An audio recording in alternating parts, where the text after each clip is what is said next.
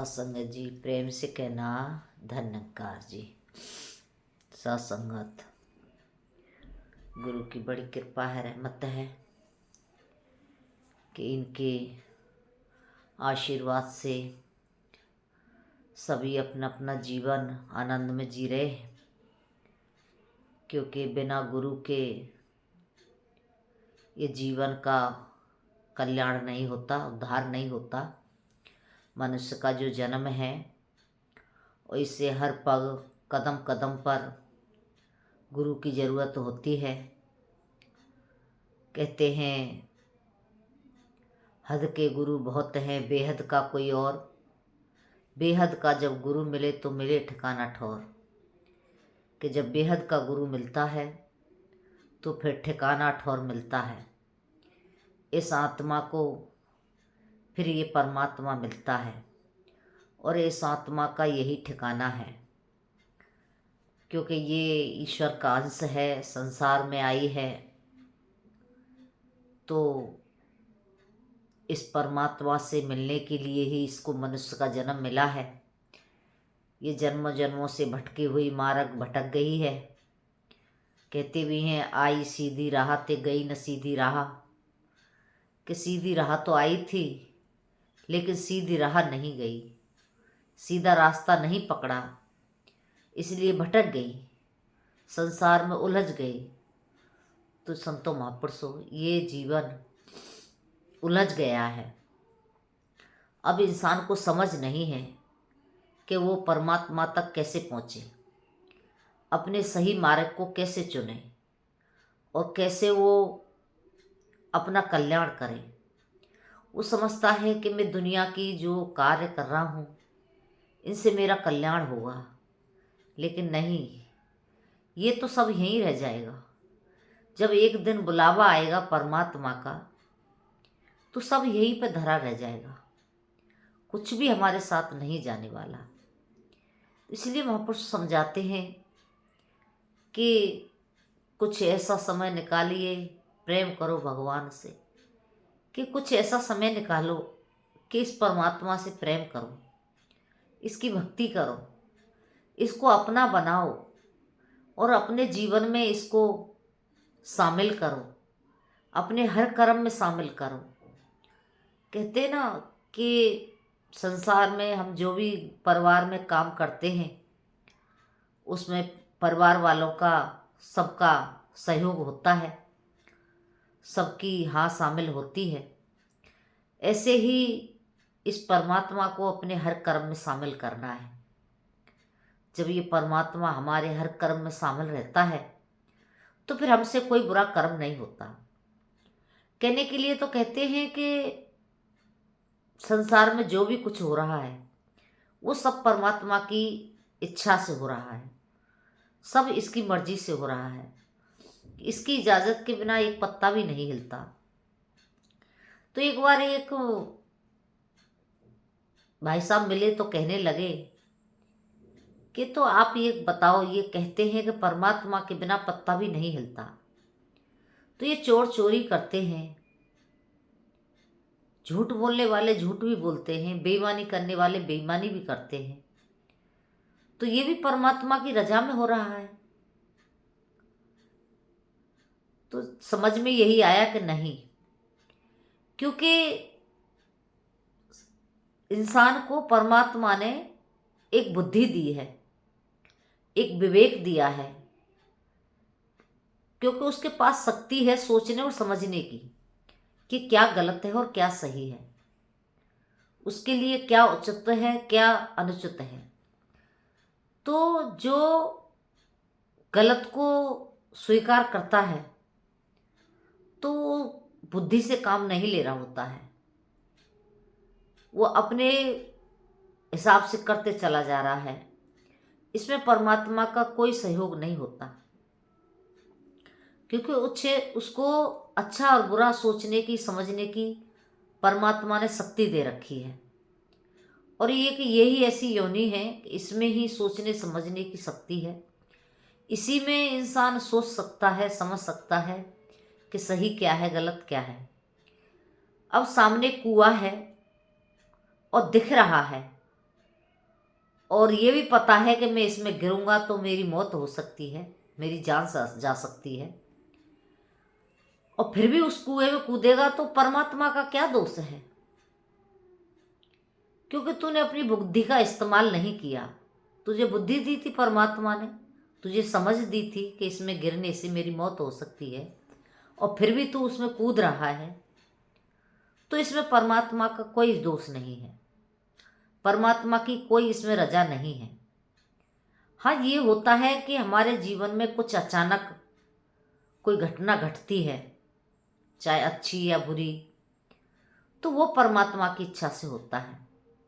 हम सोच कुछ और रहे होते हैं, हो कुछ और जाता है, उसमें परमात्मा की इच्छा होती है, वो परमात्मा की रजा में हो रहा होता है।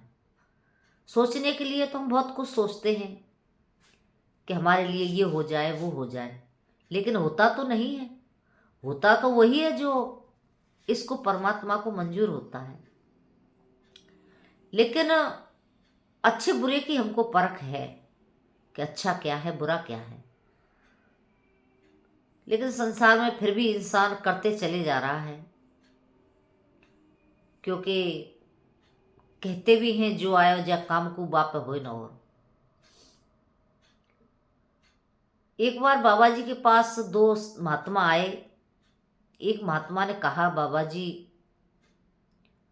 दास के मेडिकल की दुकान है, वो चल नहीं रही है, आप कृपा करो, आशीर्वाद दो, वो चल जाए। तो बाबा जी ने अपने मुखारबंद से कहा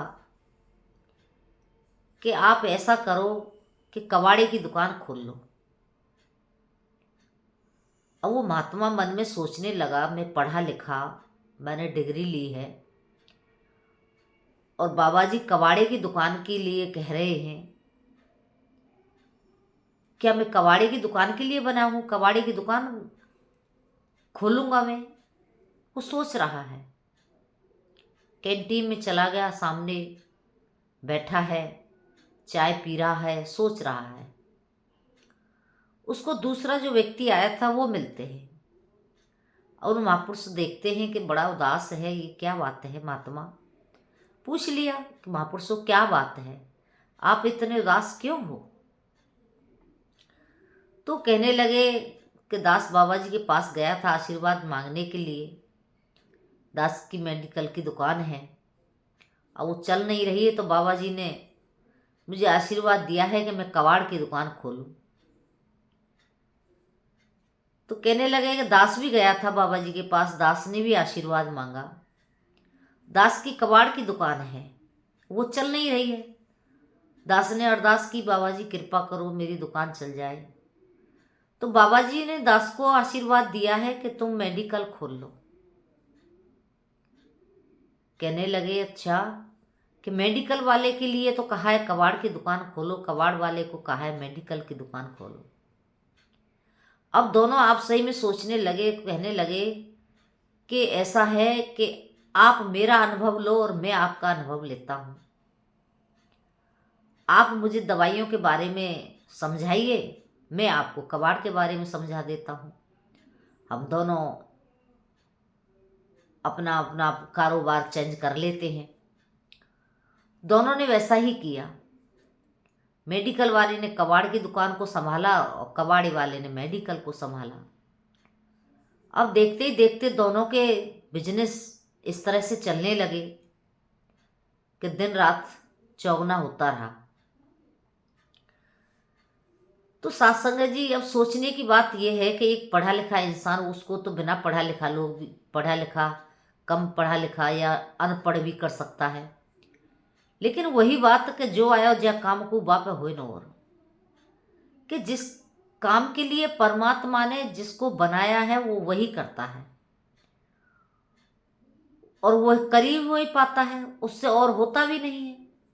जो चोरी करने के लिए आया है चोर, तो वो चोरी ही करेगा।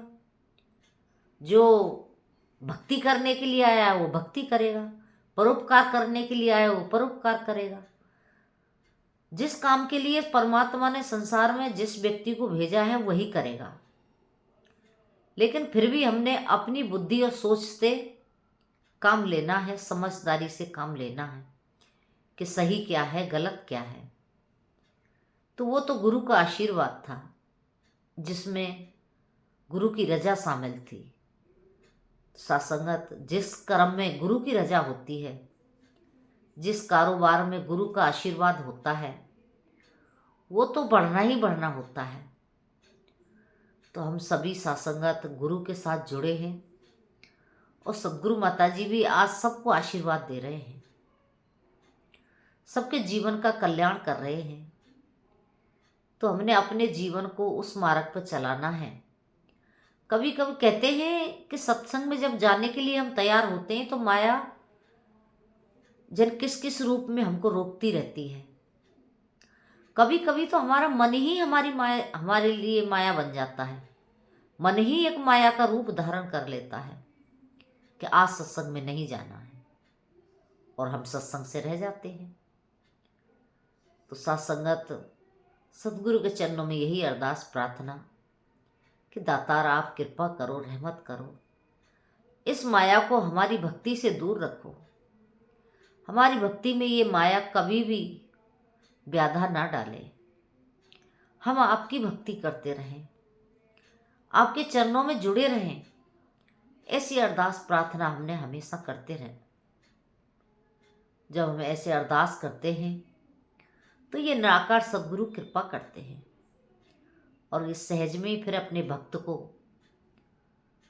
भक्ति के साथ जोड़े रखते हैं। लेकिन भक्ति में परीक्षा भी बड़ी होती है। कहने के लिए कहते भी हैं कि जो इंसान ईमानदारी के मार्ग पर चलता है, सच्चाई के मार्ग पर चलता है, उसके जीवन में बड़ी कठिनाइयाँ आती हैं। लेकिन जो लोग 2 नंबर का काम करते हैं, झूठ बोल के कमाते हैं, वो तो मौज मारते हैं। लेकिन वही बात कहते हैं ना, 4 दिन की चांदनी फिर अंधेरी रात।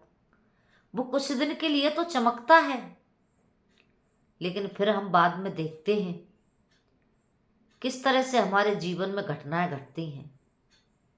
हम 2 नंबर का खाते हैं, झूठ बोल के खाते हैं, तो फिर कहीं बच्चे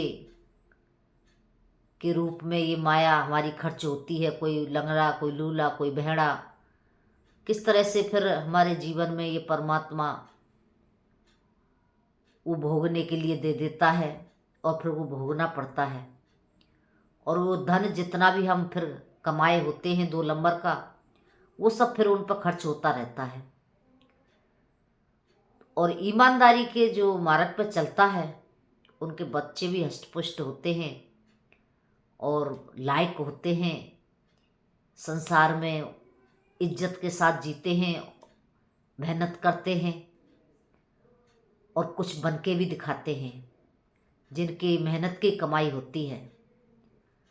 तो संतों महापुरुषों कहते भी हैं कि ठंडा करके खा, मीठा करके खा।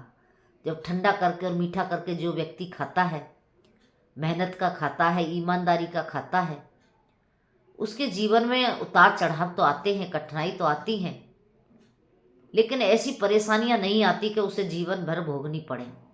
वो कुछ दिन के, कुछ समय के लिए होते हैं, वो फिर चली जाती है। तो कृपा करो संतों महापुरुषों, हमने अपने जीवन को ईमानदारी से और सच्चाई के साथ, मेहनत के साथ हमेशा जोड़े रखना है। सेवा सुमरन सत्संग के साथ जोड़े रखना है। कभी भी सद्गुरु से दूर नहीं होना है, भक्ति करते रहना है, क्योंकि भक्ति में ही हमारे जीवन का कल्याण है।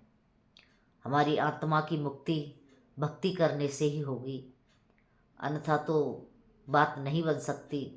अगर हम सेवा सुमरन सत्संग ना करें तो ये ज्ञान भी हमारे जीवन में नहीं रह सकता, ये भी लुप्त हो जाएगा। सत्संग छोड़ के देखो, ये ज्ञान कुछ दिन में ही हम इसको पूरी तरह भूल जाएंगे और पूरी तरह माया में हम लिप्त हो जाएंगे। आज महात्मा कह रहे थे, महापुरुषों हम बताओ, माया में रहते हैं कि निरंकार में? रहते तो हम निरंकार में ही हैं, लेकिन माया तो हमारे लिए एक ज़रूरत की चीज़ है। हमें जब ज़रूरत होती है तो हम उसको किसी भी रूप में जैसे मान लो खाने के रूप में, पानी के रूप में, नींद के रूप में, अनेकों रूप होते हैं इसके, हम इस्तेमाल करते रहते हैं, लेकिन रहते हम निरंकार में ही हैं। तो दाता कृपा करे, रहमत करे कि हम हमेशा इस निरंकार के एहसास में अपने जीवन को जिएं, अपने जीवन का कल्याण करें, भक्ति करते रहें और सद्गुरु के चरणों में हमेशा जुड़े रहें। ऐसी अरदास प्रार्थना प्रेम से कहना। धन्यवाद जी।